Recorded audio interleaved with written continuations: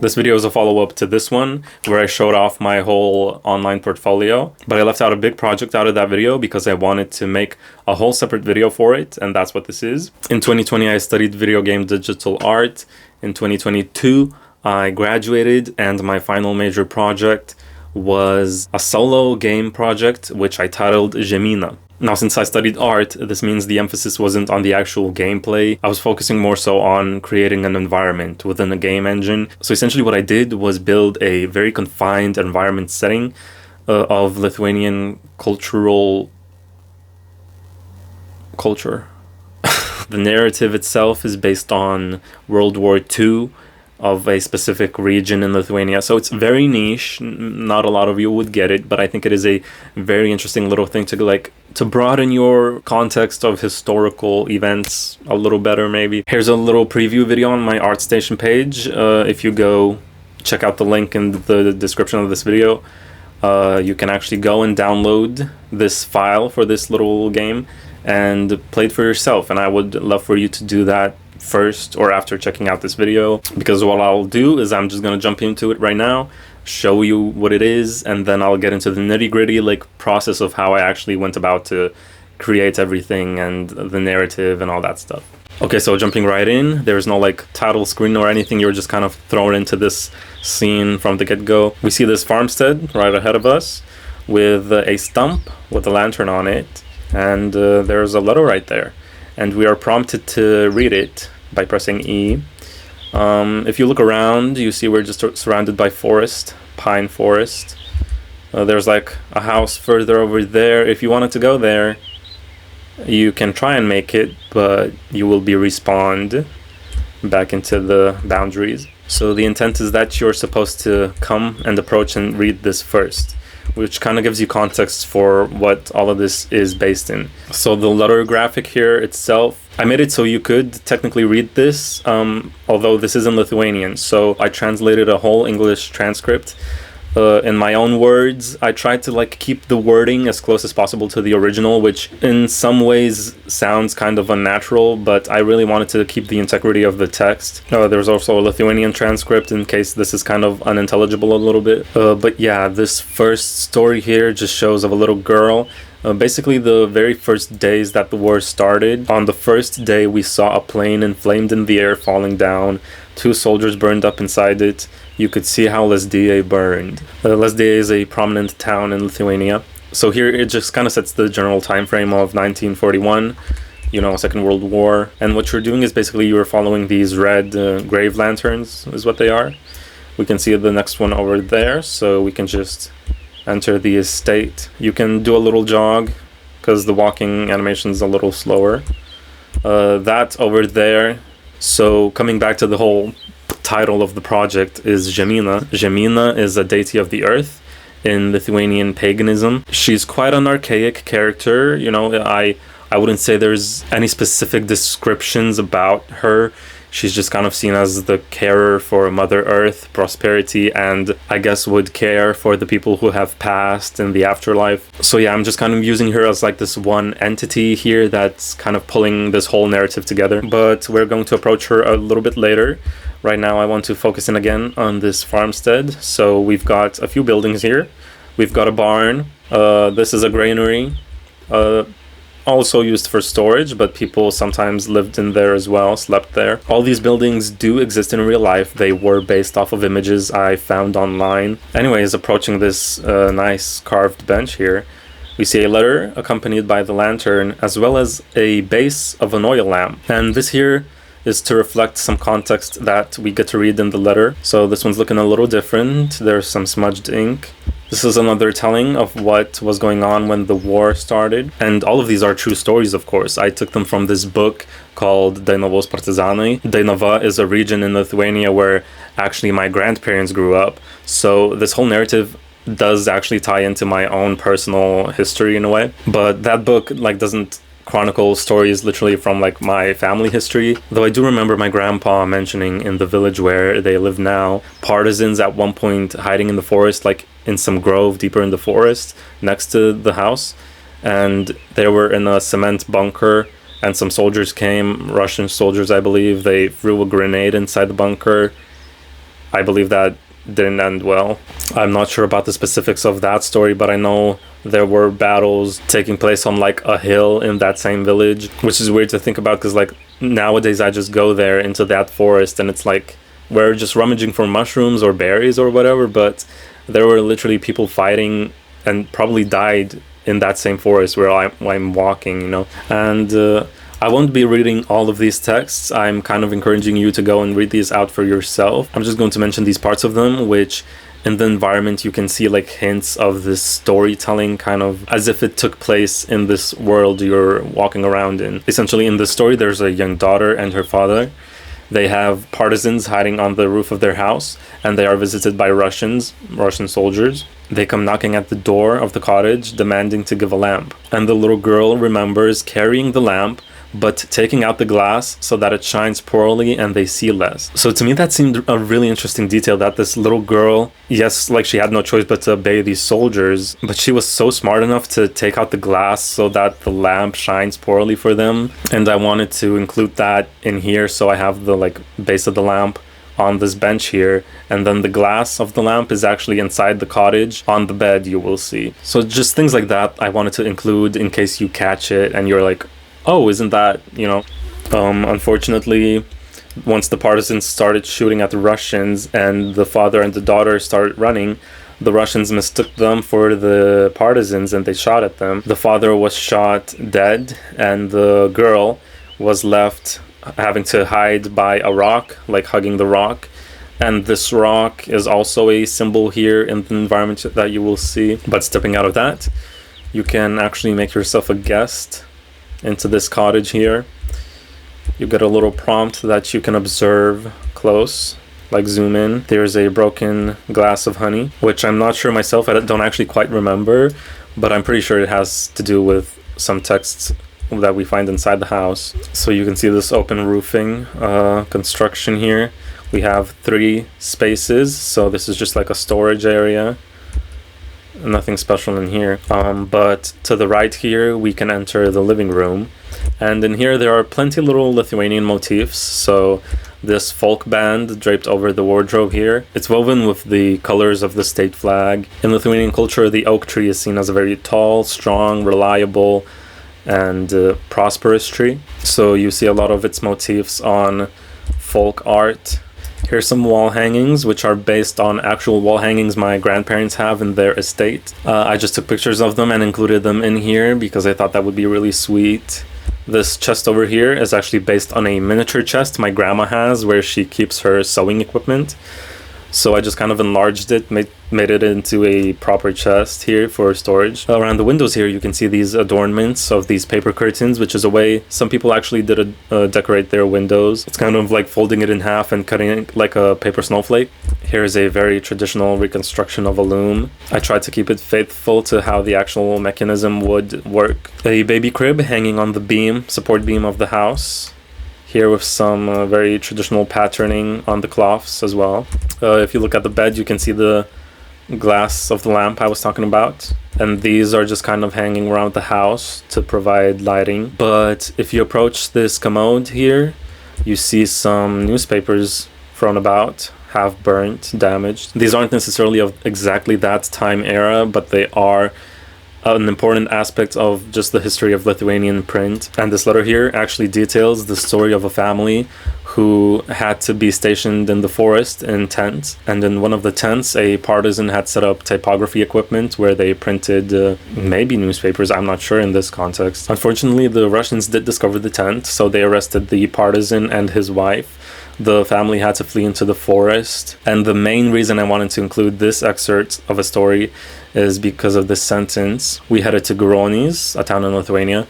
There we received bread and we ended up in Mizarai village. It's not mentioned like exactly what happens in there, but Mizarai village is the village where my grandparents live at this moment. And it is a place I go to every year to visit my grandparents. And I enjoy the nature. I love the nature there. It is such a beautiful region. But you know, all these stories, they exist everywhere, in every village. War is cruel. It happens. It reaches you where you think you're safe. And but yeah, carrying on, stepping out again If we go into the left side of the cottage, we enter the kitchen area. If we look here, we see what is essentially a staple of any cottage. It is the furnace, a nice traditional clay furnace. This one's all covered in soot. As you can see, this place seems to be left in not necessarily shambles, but you can tell that something went wrong. And that's kind of the feeling I wanted to leave, is that like there's just something that happened, some kind of conflict, someone had to go flee really fast. Over here on the wall we have these paintings, which are real again from my grandparents' place. And in those paintings, actually, every leaf is like a miniature piece of amber. Amber is also like a national gemstone of Lithuania because it is found plentifully in the Baltic Sea. Lithuania, just like Latvia and Estonia, are Baltic states. I think it's simple enough to remember. There's a Baltic Sea and there's the Baltic states. There's just 3 of them. It's not that hard. And a lot of people are pretty clueless about that region of Europe. You know, they're just like, oh, so it's like Russia or something? No. The Lithuanian language is actually much older than Russian or English. It is one of the oldest languages in the world. But looking around here more, you see the dining table with a huge chunk of cottage cheese. I love cottage cheese. It is a delectable garnish or just ingredient in any staple dish, Lithuanian dish. A lot of Lithuanian dishes use quark, cottage cheese, and all that. Over the table here, we see a hanging garden. It is called a garden, which are these crafts made out of straw and string. So all of these are just individual pieces of straw, all strung together into these pyramid shapes, and sometimes they make little angels, or here you can see they just look like suns, stars. And these gardens, like how to make them, I think was a process that was handed down from family to family, like kind of by word of mouth, maybe, you know. So these days there's actually an effort to kind of keep this craft going, and there's online resources where you can be taught this stuff. And I was actually trying to follow one of these tutorials. Like I bought some straw to try and attempt to make one of these myself. Maybe not as intricate, but I would love to just attempt to recreate something that has so much significance. And I mean, it looks beautiful, I think. What the actual purpose of it is it's said that the pyramid shape is like up to the sky. It takes the energy from the sky and then it kind of beams it down back onto whoever is residing below it. Moving along here, by this windowsill, there's windows are opened, also smashed in, you can see, cracked. We also see our next destination we're going to. But looking down here, this is actually the miniature chest I was talking about. I decided to include it as it actually is in real life, like this little box trinket that my grandma has. And the letter here is describing some partisans taking shelter and care from a certain owner of an estate, I believe. He provides them with food, boiled cabbages, jacket potatoes, and he also gave them cottage cheese the size of the table. So that is exactly what that's trying to portray. But yeah, if we head back outside, we see there's another one right there actually. This is a much larger text. It describes a bit more in detail how people went about preparing for the war and the kind of disbelief some people were if the war was actually going to happen. But wandering along here, we've got a well. This tree, which is supposed to be a linden tree. It's not specifically a linden tree, but I wanted a big tree to symbolize a tree that actually grows right next to my grandparents' estate. It's this big old linden tree, and that's relevant because one of the partisans' name from that village was Linden, and I do believe he was a direct relative of my grandpa's.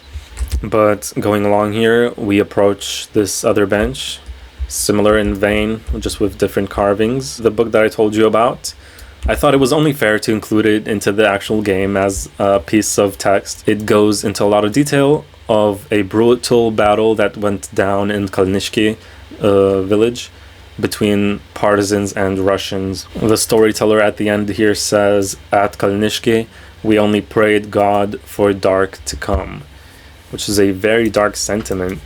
We see this stone, which I mentioned in the second letter that we read. And there's also this mill toy that kind of sways and swirls in the wind. This is actually a direct recreation of something my grandpa crafted. He made this airplane with a little propeller.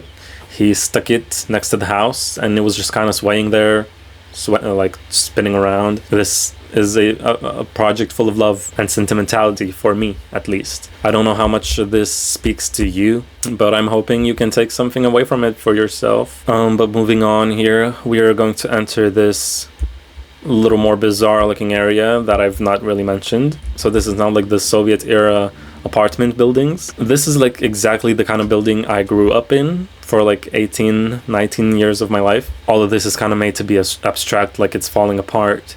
You can see these pieces kind of floating around. All these blocks are kind of in modular parts. They're kind of like twisting and turning. We actually find ourselves in a playground, which is a really traditional kind of playground you would find next to these apartment blocks. You know, if you go outside with your friends, you're like, hey, let's go play outside. And you go here. You play on these. And these here specifically, I modeled off of ones I actually used to play on. So these are like monkey bars. They used to be really worn down. But I mean, as a kid, like, this used to be so much fun. Like, you pretend that this is a ship or something, you know, that's the wheel, and you have your crew running around and climbing, and it was just silly fun. The seesaw here, which is just has exposed metal strips, and it's like really uncomfortable and metal and cold, but it works.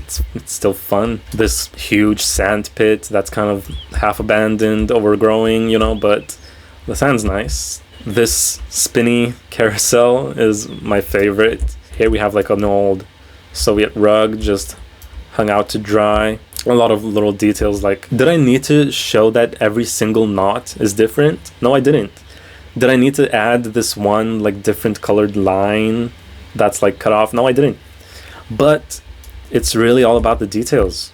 For me, it's all about the details like that. But this next piece of text here is by Arith, and it is written on an exam paper. So this is an example of what a paper would look like for the written portion of a Lithuanian exam, where you have to write a critical text, some sort of analysis. But I just wanted to make it more interesting, to make it seem like this text is part of an exam paper, which it actually isn't. And this text over here actually plays off the last one, the Kalnishke battle, but just from a different perspective. The brutal, inhumane ways soldiers used to treat and kill innocent civilians. Like, I'm not sure in what way really to talk about it, because it is such a heavy topic. But, you know, you kind of read it a little bit, and I think you can, like, step away, observe, kind of gather your thoughts a little bit. To continue forward, there's another text here, which is now in the form of a textbook.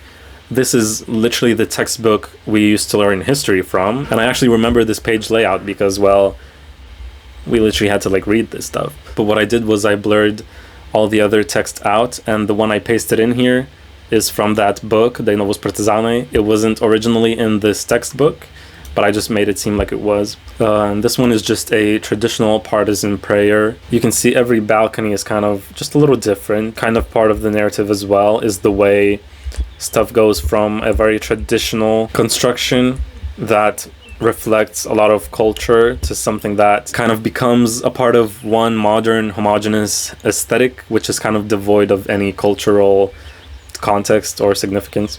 We move along to this now modern playground, which is again based on a real playground, which was constructed like much later after my childhood. So I wasn't actually like playing on ones like these when I was a kid. This is like a traditional textbook we used to have. I also wrote it down as if it's like my history textbook. This one I wrote down myself. I also added some like sketches from my actual notebook, which I used to sketch out. Here are some lines from a song written for the Battle of Kalnishke.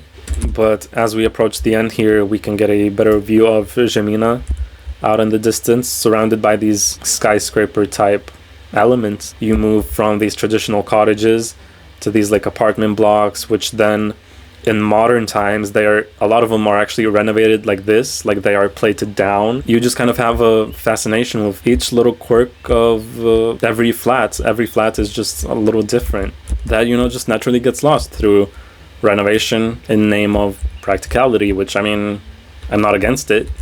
It's just like an observation. But yeah, we see a seesaw, a modern sandbox. You can tell that's like Eastern European. This one, at this point, you can't even tell. This could be in Germany, This can be in Spain. This is just a very standard construction sandbox. I'm not mad about it, but if they like destroy that, is replaced with this, oh, I'm gonna be fuming. Because it's just my childhood, you know, it's my childhood. But here, as we approach the last candle on this rocking horse, as we ride it into battle, or just out into the field, who knows where, for what reason, we are asked to remember. Atmink, that's in Lithuanian, to remember. And when I click this, a little animation is gonna play to do with the deity there in the background. So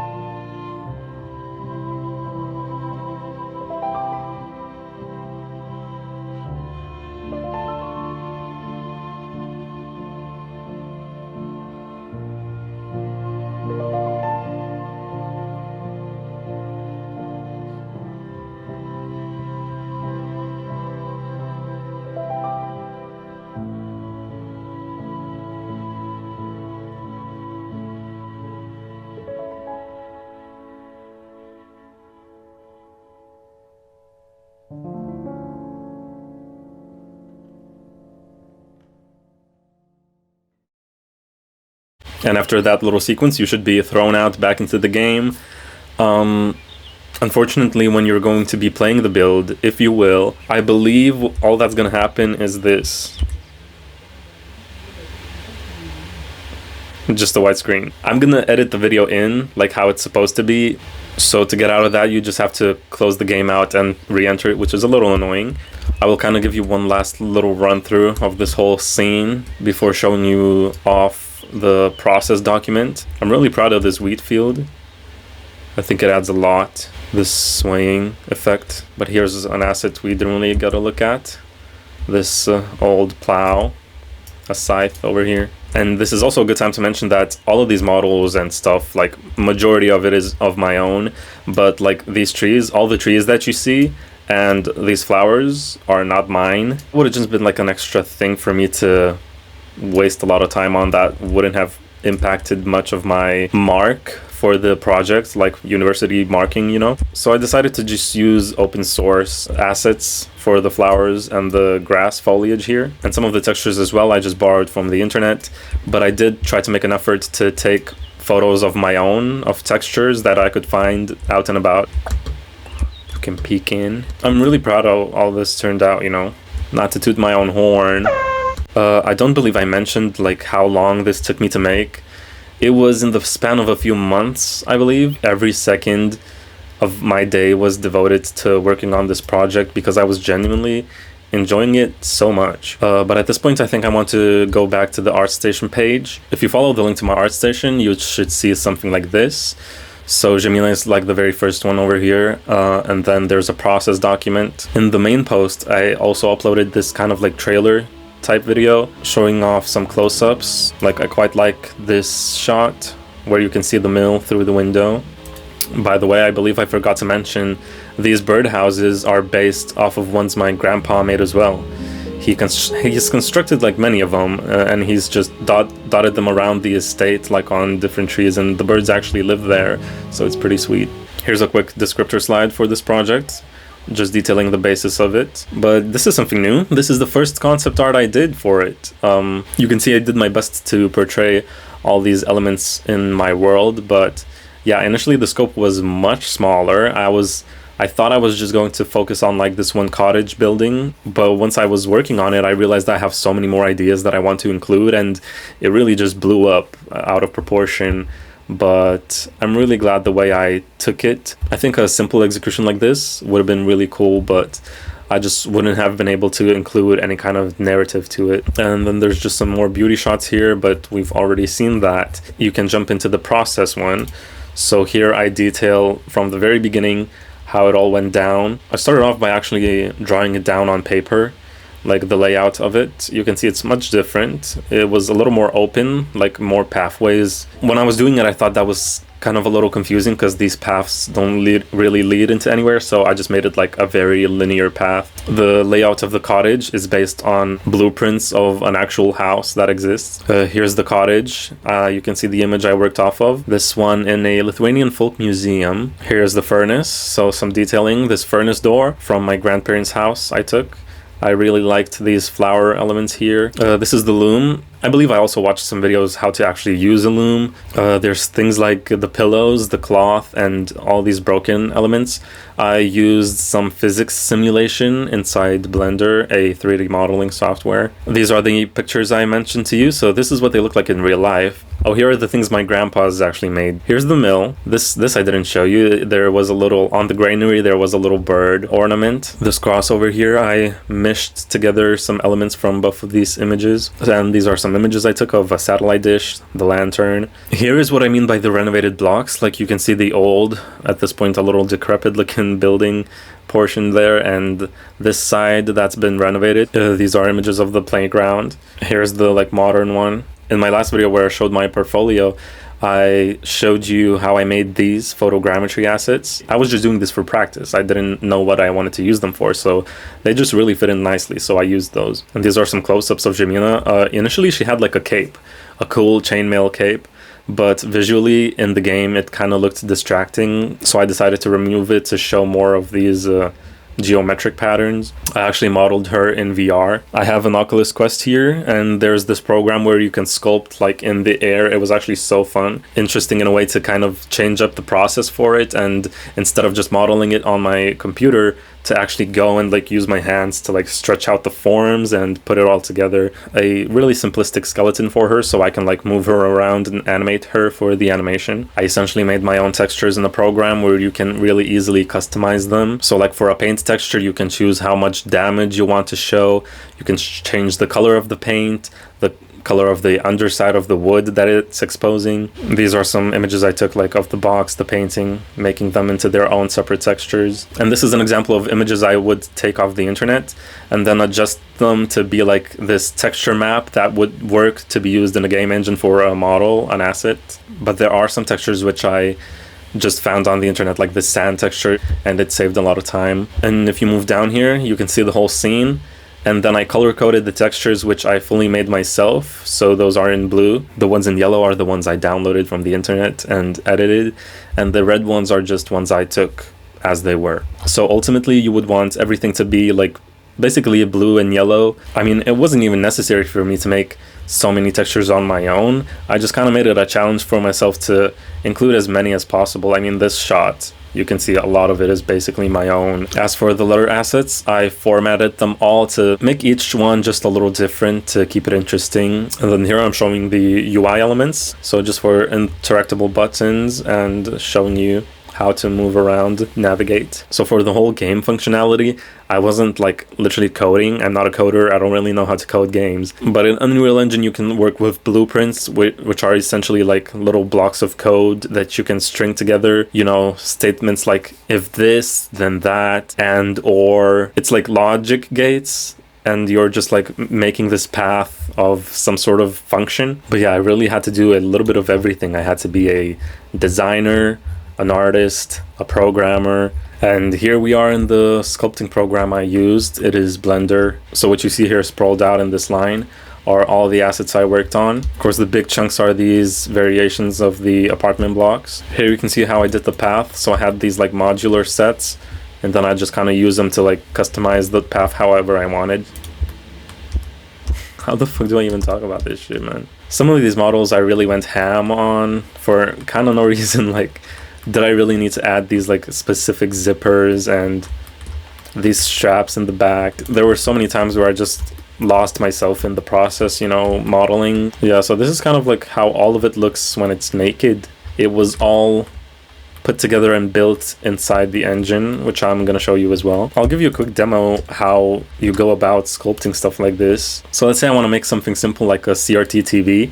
You know, I can start with a cube, And then I just take like faces. One side of an object is called a face. You can scale these parts and move them around, scale it inside itself, and then kind of scale it back. I can add like loops here. I mean, I'm doing this pretty fucked up. Like, this isn't how I would go around doing this really, but just for demonstration purposes, flatten it, move it down. Another function is like taking other blocks and using a Boolean function to kind of cut out shapes with other shapes if you want an array of TVs. And then maybe we want all of these to be in a circle.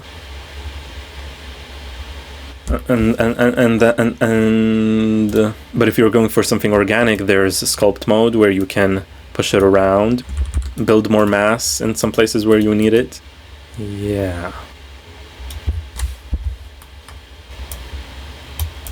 Okay, so maybe we lost the plot a little bit, but this is just kind of what happens. But you know, I mean, obviously that's fun and all, but if you actually look at the geometry of something like this, if you look at the amount of faces and lines and points, this is extremely unacceptable to be used in a game engine. For an artistic project that would just be rendered out as a single image, I mean, it's fine. But for something that's made to run real time with shadows, lighting, textures, it's just going to destroy your computer.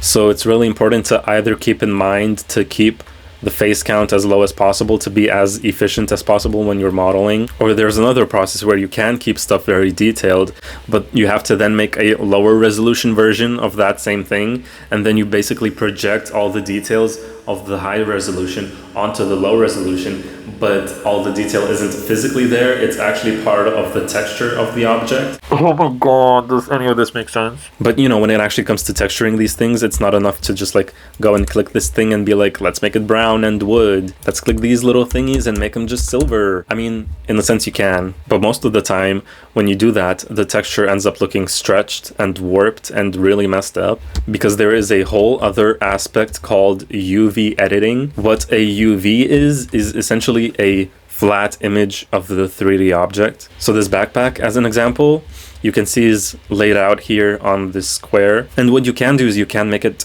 automatic, like the computer kind of tries to make it into planes and put it all into this square box. But it usually makes seams where you don't want there to be seams, because if there's seams in the texture, it can be really visible when you're looking at it. So you want to hide them as much as possible.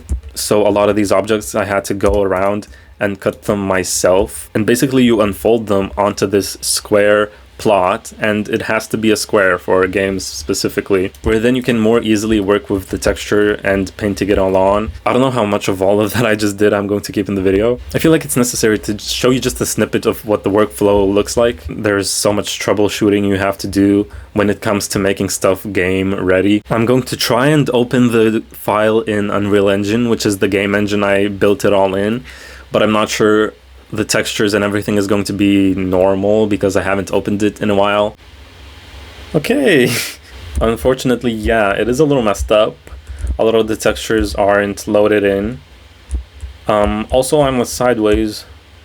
I don't know why I'm sideways. Great video, man. Amazing content.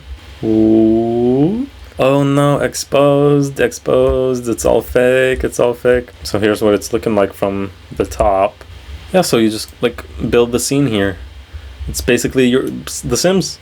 You've played The Sims. This is basically The Sims, man. This is basically The Sims. I'm going to hold my horses right there, because I think I've gotten way out of line in this video at this point. I forget that this took me months, and I don't know how really possible it is to explain exactly all I did in hours and hours and dozens of hours of work in a 20-minute video. This video is probably a little long. I can't put into words, I can't like linearly really show you how it all came together, because it was a process of like jumping around from this to that. But again, thank you for watching. I appreciate you. Goodbye. Bye-bye.